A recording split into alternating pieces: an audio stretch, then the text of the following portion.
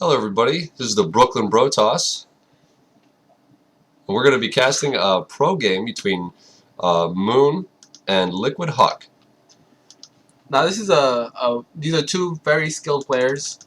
This game is only 13 minutes long, as you can see, but the amount of things that go on in these 13 minutes is comparable to About 40 minutes of us 40 playing. minutes of lower level league players. Yeah, like us. So anyway, as we see, we got a Zerg and a Protoss. Now Huck is, we see he plays primarily Protoss. I've seen a lot of his games. Real pro level player. Honestly, Huck has one of the best micro I've seen. Just period.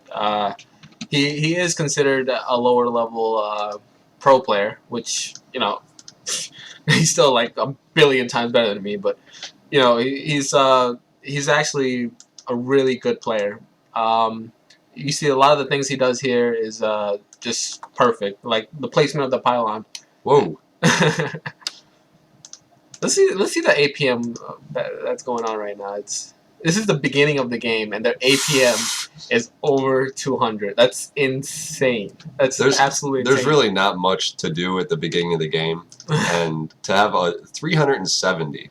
I mean, he could write me an essay right now with that APM. Starcraft Theory 101. Now, Huck, this placement is interesting. So where you want to put the pylon is as far away as possible from the ramp. You want this ring to just be at the crest of the ramp, so that you can put the buildings, just completely maximize the amount of pylon, area that you can build in. And you want the pylon to be protected. So the pylon being that far back is a really good placement. And the reason why you put it in the expansion is because this is a great map to expand, forge fast expand, and that's what I believe he will be doing. You see at the Zerg player, we got Huck's doing a little bit of probe harass. We do have the spawning pool going up right behind the mineral line. This is a typical Zerg build. I think this was probably a 13 pool. As you can see, Huck's doing a little bit of that. Hey man, I'm gonna take this drone's life. oh, almost lost it. Decides to go home. Call it a day.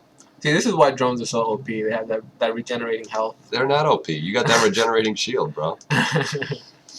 So we got the overlords. This is a typical Zerg move right here. It's very good. It's to send your first and second overlords. The second overlord always goes right to the ramp where your expansion is. First overlord always tries to get, as you can see, the waypoints. He's trying to get it right behind the natural of the opponent. Now, if you can move back a little bit to where Huck put down his expansion. Yeah, there's a forge. You got the quick expansion, and you can see the gateways going up to to wall off this area. And there's one cannon perfectly placed. Yeah, this is what we call a forge fast expand for all you new players. If you could pause it real quick. So what we want to do is we want to put our buildings in the front, the pylon as far back as possible, as we discussed before, and we want to have the photon cannon. It's a photon cannon, right? Yeah. We want to have a photon cannon all the way behind the buildings. Just behind the buildings, so that any Zerg, especially against Zerg, this is an excellent move against Zerg players, because if this Zergling comes up this ramp, it won't be able to attack any of the. It won't be able to attack the photon cannon, and you'll have your strongest buildings right up in the front. I mean, this is 400, 400, 500, 500, 500, 500. Now you don't want to have the photon cannon too far back, because you want to maximize the range while still protecting it with your building. Yeah. So the placement here is absolutely perfect, which you'd expect from a pro player. A good rule of thumb is that a photon cannon has about the same range as a pylon has this ring. So if you can imagine this ring on your photon cannon, that's about its range of fire. So this can easily fire down just about halfway down this ramp. And we might see that if once this cannon finishes up. Maybe not. Probably not. Not going to finish in time. But that's okay, because Huck has completely walled off, I believe. There's no space to get out. But he will probably have to destroy something to be able to get out. Oh, there you go. Well, he realizes this, and he puts the cybernetics core Oh, actually, I think he might have done that on purpose. That was that looked like it was on purpose, making the gateway to seal off the wall, and then right before it finishes, cancel it and replace it with a cybernetic Yeah, support. yeah, That way you can go right to Stalker production. I didn't realize that was the second gateway. At this point, we have Huck's expansion is down, and Moon's expansion is just about to finish. Now this is crazy because the amount of production that they have at the 5.5 minute mark, just about not even, is ridiculous. I mean, by this time I'd be lucky if I had a gateway. Yeah, and we got it looks like Moon's Moon's about to take his third.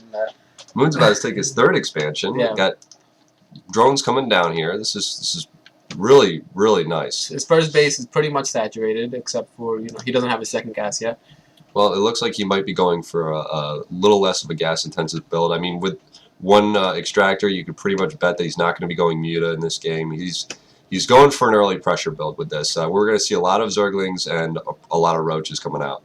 And that's what the pro players do, like that's what separates the pro players from us. And we rely on the heavy units to, just mass them and hopefully they win. But these pro players, they know what they're doing and they do it well. I mean, you have to give it out to them. Yeah, you just got to put it out. Pause. Whoa! So anyway, cups have now fallen on the floor. The cups have hit the floor. That means that this game just got real. You all know what that means. We got Zerglings outside the base, photon cannon in place. These Zerglings can't come up here. See that? Do you see the range on that? About firing right about halfway down the ramp. So that's really nice. Now, as you can see, we got we got almost a fully saturated natural expansion now on the for Moon. Still not a second extractor. So this is ridiculous. We're at the 7 minute mark, and he has a fully saturated second base, a fully saturated first base, and he's working on his third base. Working on his third, yes. This is very impressive. Very impressive back row from Moon. But of course, for a Zerg player, this is about what you need if you're going against a Protoss player with who already has his natural fully saturated. Now we see Huck trying to destroy this forge just so he can get out. This is typical. I mean, he has the photon cannon shooting in the sentries. He can always make a new forge, which I think he's making back there. I'm not quite sure. Yeah, yep. There you go. New forge is going down.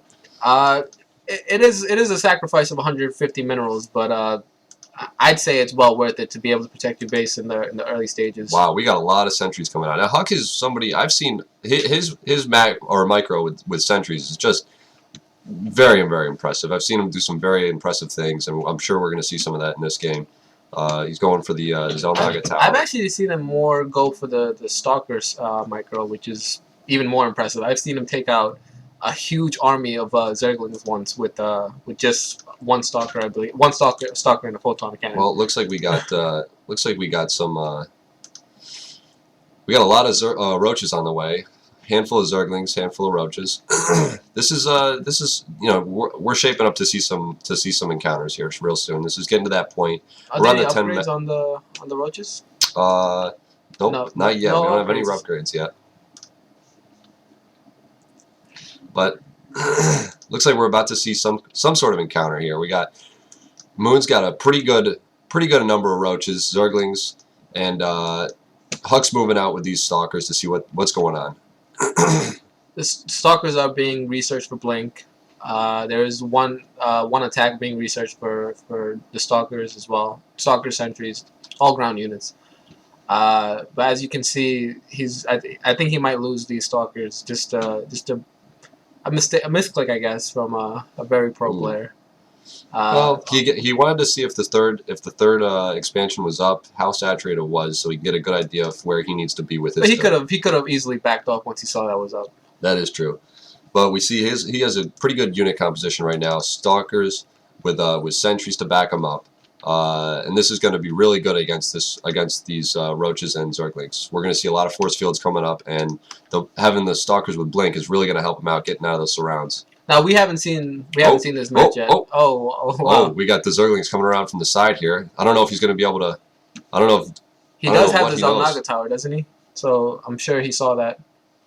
Oh, and we look at this. There's the force fields pushing the Roaches back, dividing this army effectively. Wow. That is just amazing. Sentries Look at are that. just amazing. Just encloses himself. These roaches can do nothing. They can do absolutely nothing. Well, you got the stalkers just doing work right now. I'm pretty sure that Huck was greatly outnumbered in this matchup, but so far this has been just. Oh, we got the Zerglings running up into the base. The roaches are coming. The probes are off the line. It does look like Huck is going to lose this one. However, even though the sentries, they did a good job, but it just wasn't enough. Oh, whoa! We got a lot yeah. we got a lot of stalkers all of a sudden coming back. I don't know. He probably is going to lose this third though. If he does not get these stalkers down here to get the. Oh, we got reinforcements coming in from the Zerg player. Oh, he's got to pull those stalkers back to get. Look at that! Individually blinking them back into the base. This is just unbelievable. Yeah, this is amazing. This is really down to the wire. He needs to take care of these roaches. There's a lot of them. Does he have a robotics bay? No immortals are coming out. This is all he's got. Yeah, the roaches, their armor is just too much if you don't have an immortal. You know? And here comes the reinforcements. As we can see, a constant stream of reinforcements. And there's the GG. Now, as you can see, there was just a constant stream of reinforcements coming from the Zerg player. Now, this is what the Zerg really does best, is overwhelm with numbers. I mean, there was literally very little micro going on with the roaches. But just their sheer numbers overpowered this game. Yeah, you can't with the Roach army. When he saw that third base with the amount of roaches he had, he should have gone with something else other than stalkers, because roaches are a little overpowered for tier one units. Well, I mean, we definitely should have seen a robotics bay coming, and there it was. It was just not finished yet, and it was just too late. Well, he did put it down while he was being attacked. He should have put it down right away when. As soon as he walked those stalkers over here and got surrounded, he should have known that I'm going to need immortals to fight this force, and you know, that was just a part of. I would say that's not early enough scouting. I guess that was an error of scouting. So. Look at this APM. Oh, I still can't get over the fact that absolutely disgusting. Just disgusting. That's 220 and 177. That's literally 3 orders of magnitude greater than mine. Which is that's really what beautiful. I peak. Yes, this is the climax. Once in a while. Well, guys, this was the another casting from the Brooklyn Brotoss. Hope you guys enjoyed it. I'm Speed Kills, and I'm Premium DLX. See you guys next time.